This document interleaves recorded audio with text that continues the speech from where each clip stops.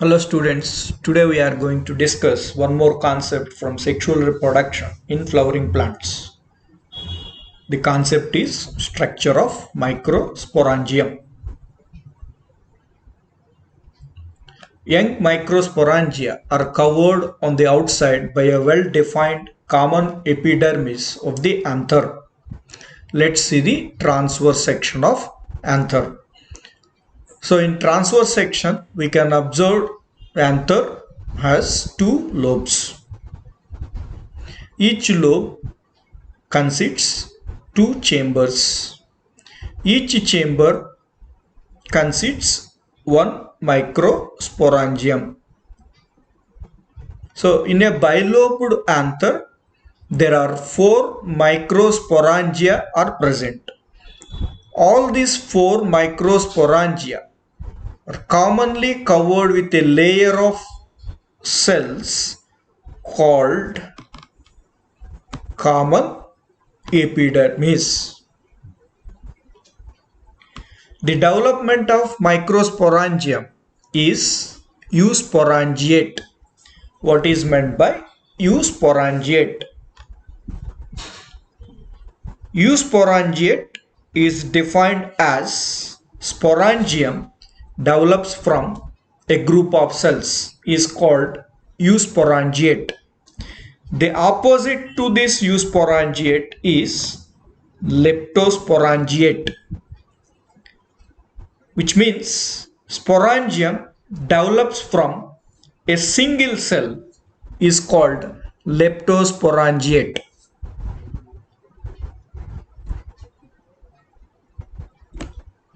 On maturation of anther, the microsporangium develops archisporial cells.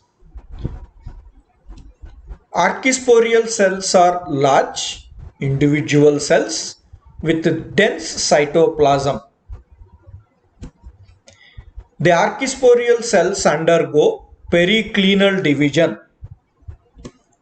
The periclinal division is a kind or type of transverse division that divides the cells into outer primary parietal cells and inner primary sporogenous cells. The outer primary parietal cells divide further to produce 2 to 3 layered microsporangial wall consisting of endothecium, middle layers, tapetum. The primary sporogenous cells divide to form pollen mother cells or microspore mother cells. Let's see this description in a flowchart. Archisporial cells which are undergo periclinal division. It is a type of transverse division. So when it undergo transverse division, some cells formed towards upper side. That region is called as the outer region, and some cells are formed towards the lower region, that is inner side of the archisporial cells. Now the cells which are formed outer side are called as primary parietal cells, and these primary parietal cells further divide to form 3 to 5 layers of microsporangial wall consisting of endothecium, middle layers and tapetum. And the archisporial cells which are formed towards inside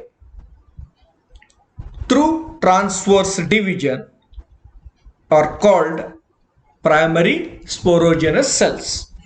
These primary sporogenous cells forms the pollen mother cells or microspore mother cells.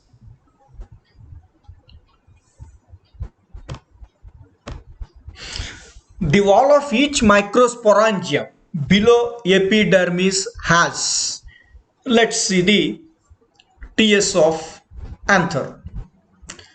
So if you are magnifying the one microsporangium, we can observe the single microsporangium walls like this. So here the point is the wall of each microsporangium below the epidermis.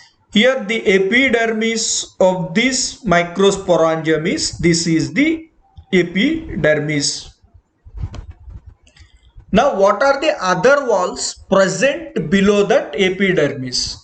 The other walls, the wall which is present after the epidermis is called endothecium,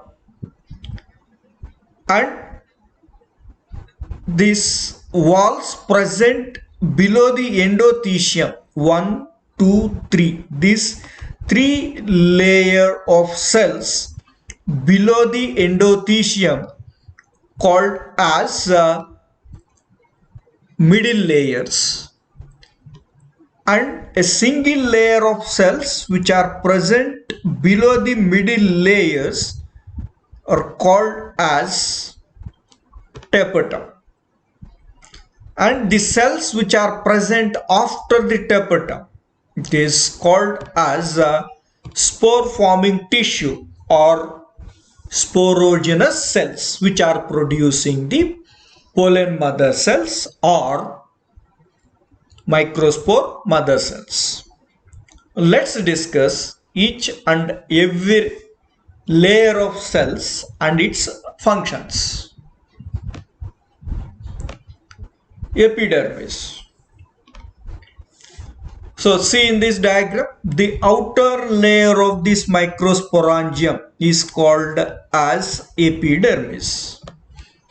So it forms the lining of an anther that acts as a protective sheath by providing structural integrity and strength.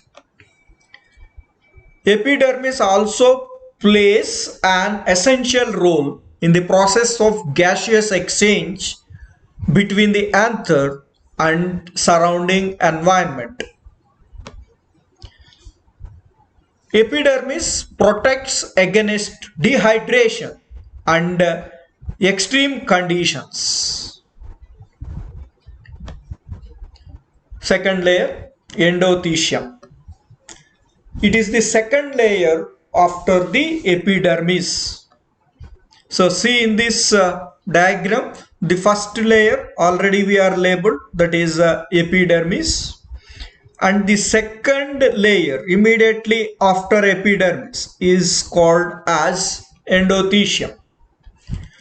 The endothelial cells develop fibrous thickenings of alpha cellulose with a little pectin and lignin on the inner and radial walls and becomes dead. So here the chemical composition of this fibrous thickening is cellulose with a little amount of pectin and lignin. Because of the presence of fibrous thickenings, the endothecium is also called fibrous layer. The groove present between two microsporangia, a few cells without thickening are present. These cells collectively form the stomium or line of dehiscence. Let's observe the diagram.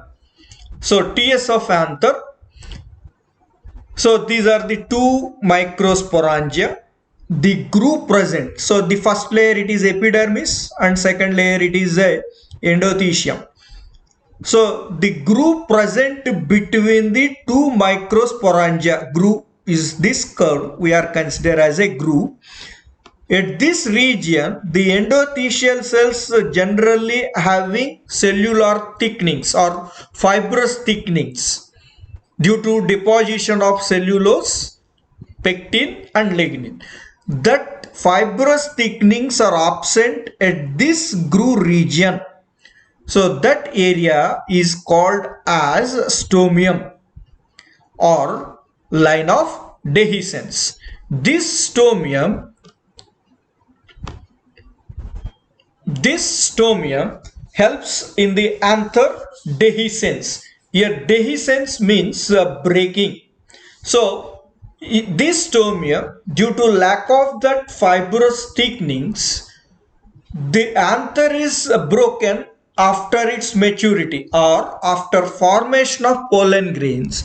The anther is broken at this stomium region and pollen grains are dispersed or released out.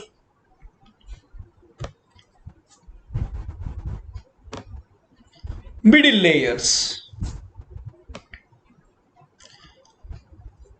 It is the third layer present after a layer of large endothelium cells. See the diagram. So first layer epidermis, second layer of cells endothelium, and after endothelium next three layers, 1, 2 and 3. These three layers are called middle layers. Middle layer serves to store starch. The cells present in these middle layers stores the starch. The starch mobilizes to the pollen grain during the maturation. So the starch stored in these middle layer cells are moved to the pollen grains during development or maturation. Middle layers are absent in the microsporangium of Lemna and Wolffia. The innermost layer, tapetum. Tapetum encloses sporogenous cells. So see the diagram. Outer epidermis. Immediately after epidermis, the second layer is endothelium, and next three layers are called as middle layers, and the innermost layer is the tapetum, and this tapetum encloses the sporogenous cells. Tapetal cells are filled with dense protoplasmic contents as well as nutrients. Tapetal cells are multinucleated and polyploid by endomitosis and endopolyploidy. So let's define the endomitosis and endopolyploidy. Endomitosis: division of chromosomes not followed by nuclear division that results an increased number of chromosomes in the cell. Endopolyploidy: state in which the chromosomes have divided repeatedly without subsequent division of the nucleus or without subsequent division of the cells, nothing but cytokinesis. Functions of tapetum.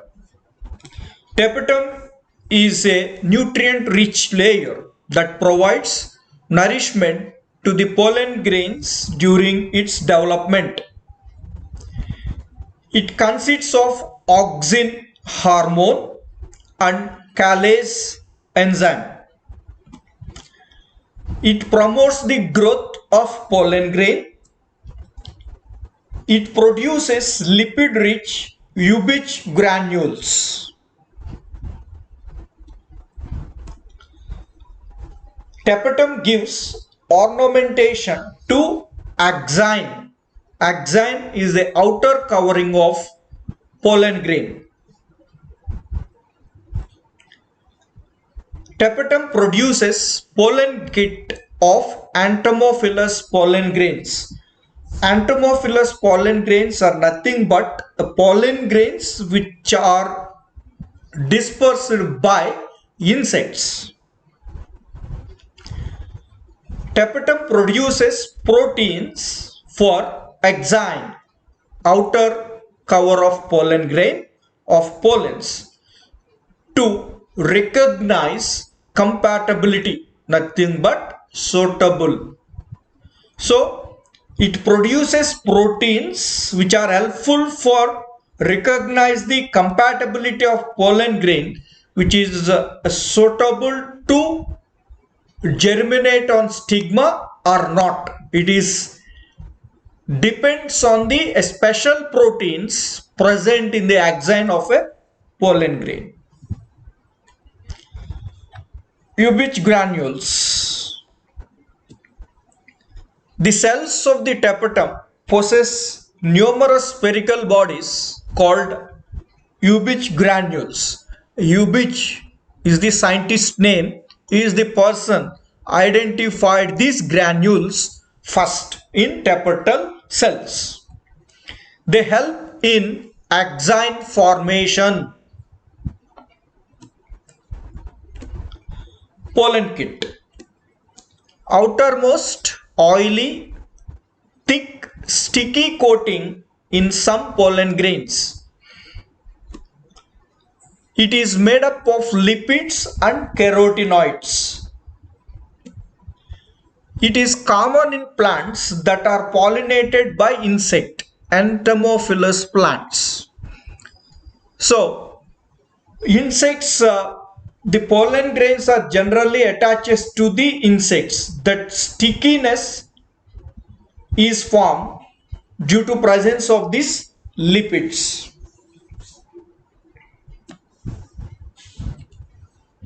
Types of tapetum. Tapetum is of two types. See the diagram.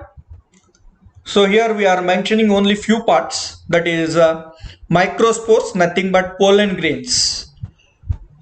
So which are formed from the sporogenous cells.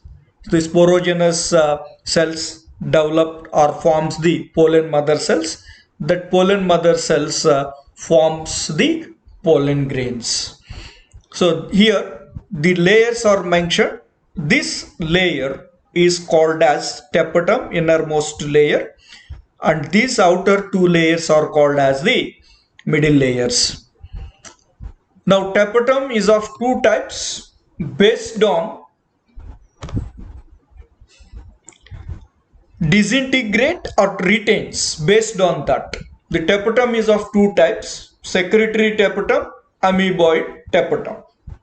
So once again I am repeating, based on the degenerate or retains, depends on that. The tapetum is of two types: secretory tapetum, amoeboid tapetum. Secretory tapetum.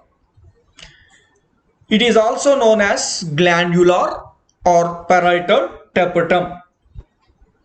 The tapetal cells remain unbroken.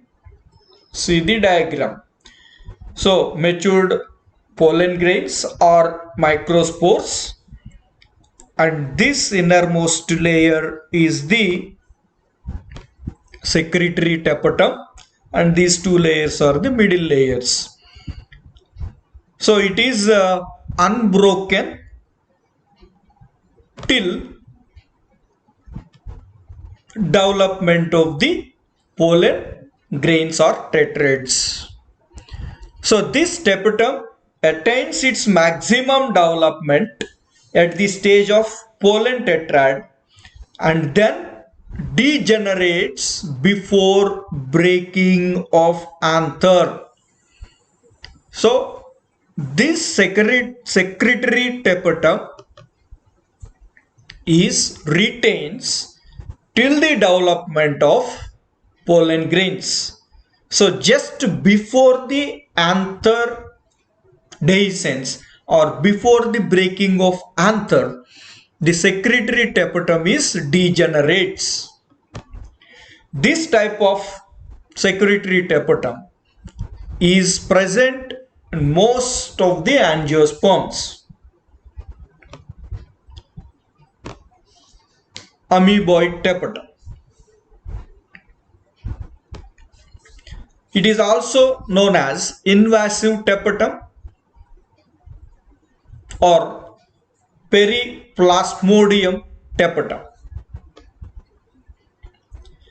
Tapetal cells fuse to form plasmodium or syncytium. that breaks down to release its contents which move in between pollen mother cells. See the diagram. So we can imagine previous diagram and this diagram. In previous diagram we are seeing a retained secretory tapetum is retained. Third layer we are observed in previous diagram, but here only middle layers are there, and this tapetum is broken and releases its contents, and they are moved between the pollen grains. This type of tapetum is called as amoeboid tapetum. This amoeboid tapetum is present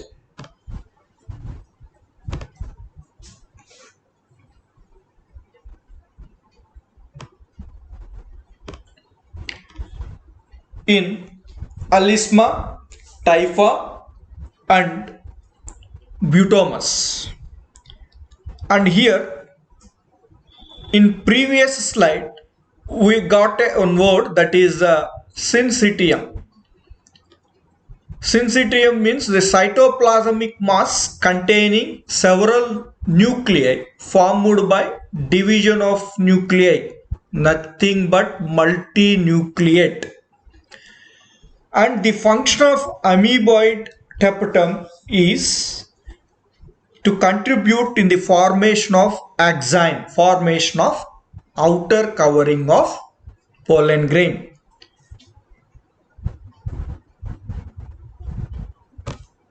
Thank you. We can discuss one more concept in the next part.